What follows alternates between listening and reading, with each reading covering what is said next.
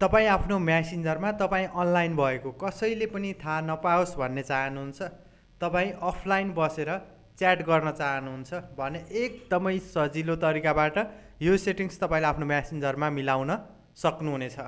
त्यसको लागि तपाईँले आफ्नो मोबाइलमा रहेको म्यासेन्जरलाई ओपन गर्नुहोस्। त्यसपछि तपाईँले म्यासेन्जर ओपन भइसकेपछि तल 3 लाइन देख्न सक्नुहुनेछ। यसमा क्लिक गर्नुहोला। त्यसपछि यहाँनिर सेटिङ्सको अप्सन भेटाउन सक्नुहुनेछ।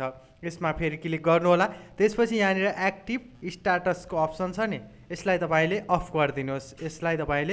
गरिदिनुहोस्।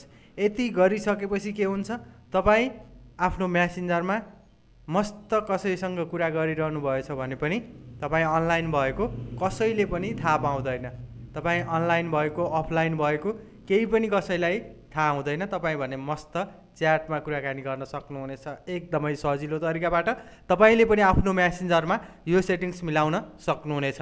अनि यस्तै भिडियोको लागि like, comment, share and follow गर्न नभुल्नुहोला। अनि तपाईँको मोबाइलमा अथवा कुनै पनि प्लेटफर्ममा समस्या परेमा हामीलाई कमेन्ट पनि गर्न सक्नुहुनेछ।